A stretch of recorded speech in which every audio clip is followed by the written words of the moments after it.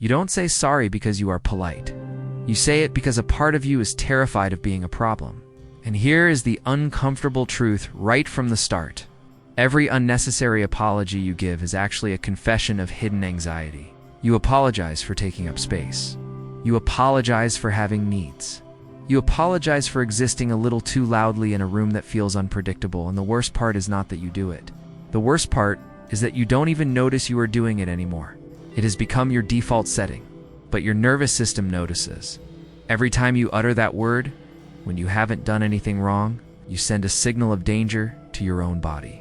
If this already hits a nerve, stay with me, because in the next few minutes, we are not just going to talk about a bad habit.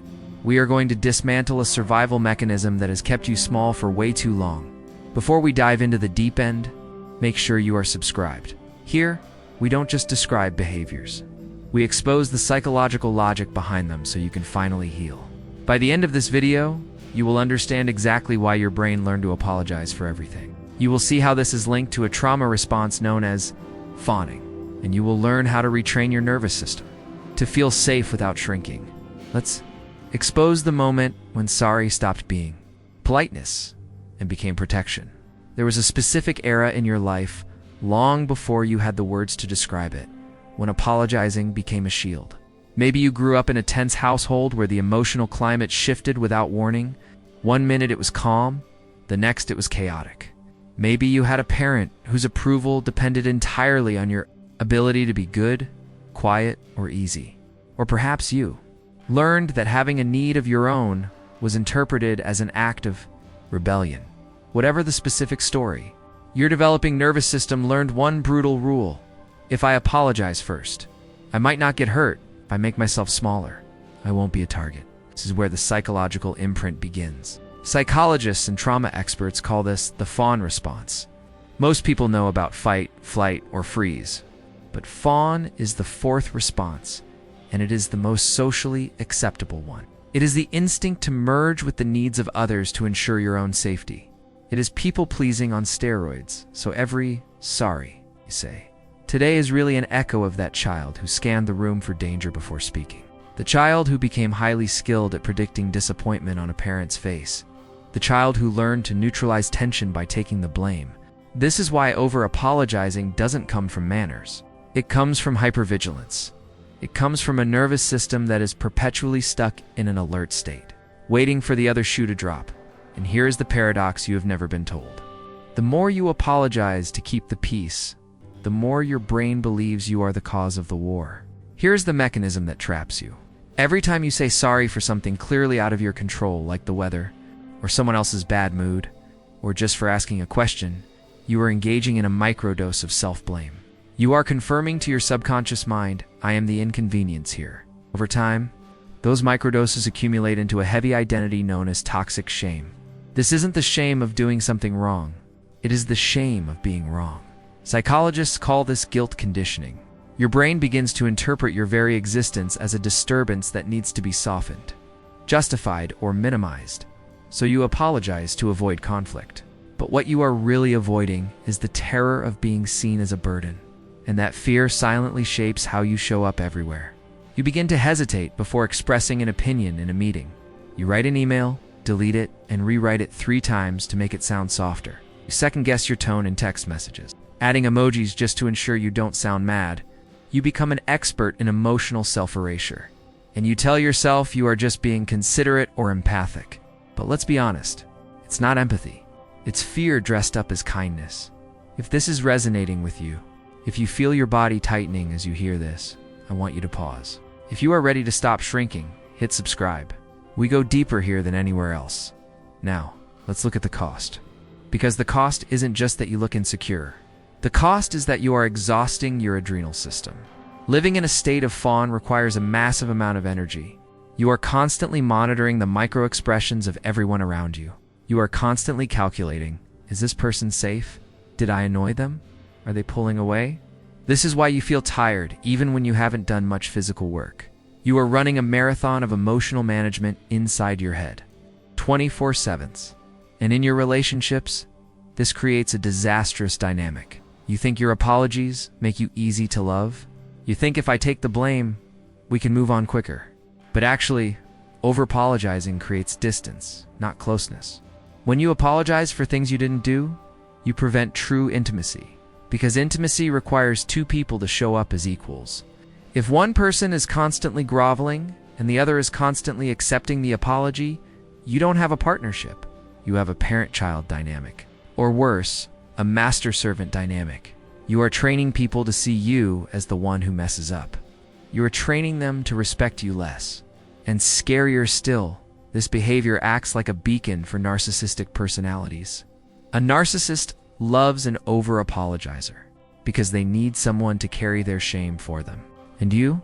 You have been training for that role your whole life. So let me ask you not to judge you, but to wake you up. Which version of you learned that taking up space was dangerous? Was it the version of you at 7 years old? Or 14? And does that version still need to drive the car of your adult life? I want to read your experience in the comments. Tell me, do you apologize even when someone bumps into you? That specific reaction is the hallmark of the fawn response. It's physical, not mental. Now, let's go deeper into the physiology of this. Why is it so hard to just stop? Why can't you just decide to be confident? Because this reaction lives in your brainstem, not your prefrontal cortex. Your prefrontal cortex is the logical part of your brain that knows you didn't do anything wrong.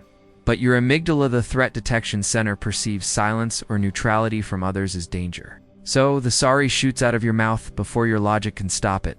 It is a reflex, like pulling your hand away from a hot stove. You are trying to cool down the situation before you get burned. This is why just be more confident is useless advice. You cannot think your way out of a nervous system response. You have to feel your way out of it.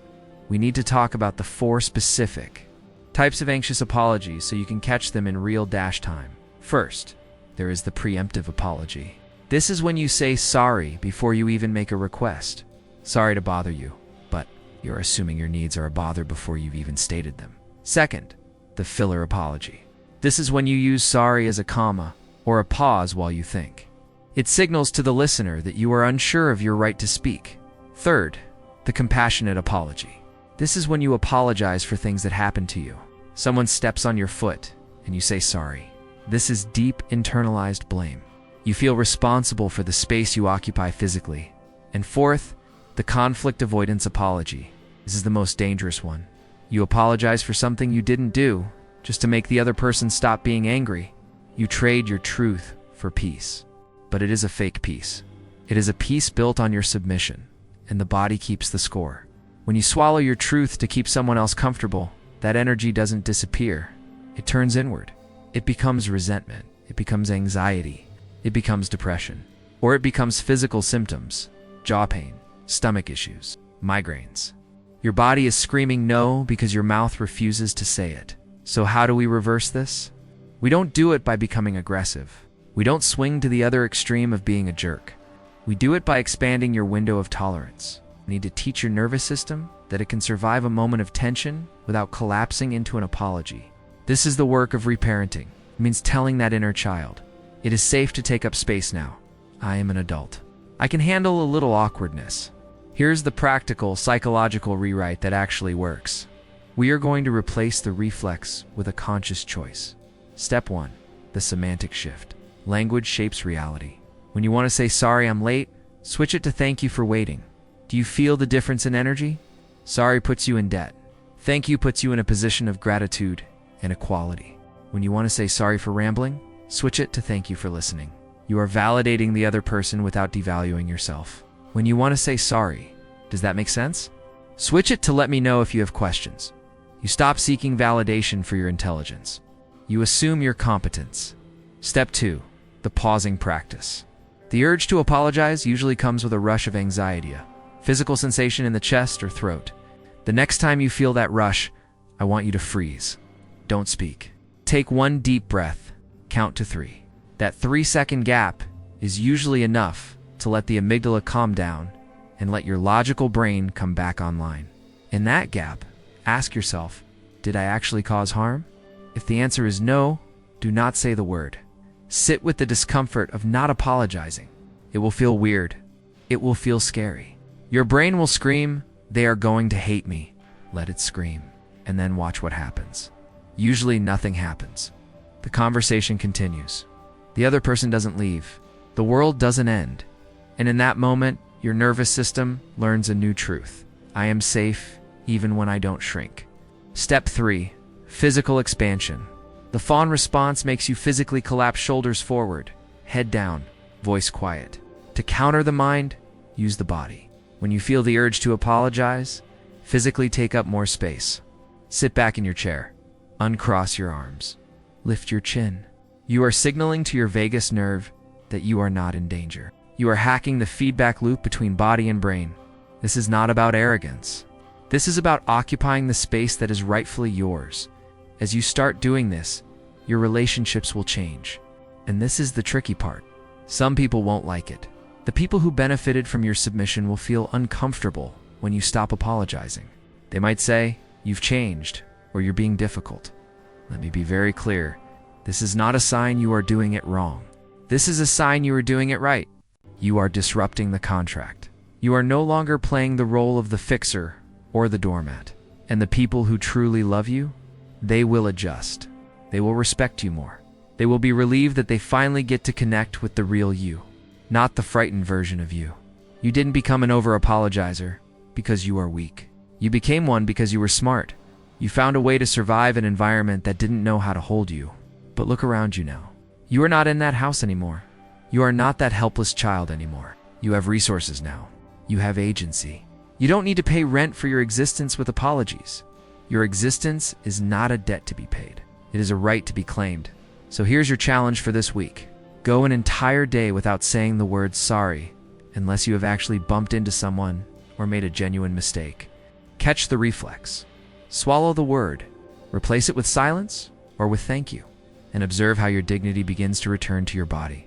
It's a strange sensation at first to feel solid, to feel like you are not made of glass. But that's solidity. That is who you actually are.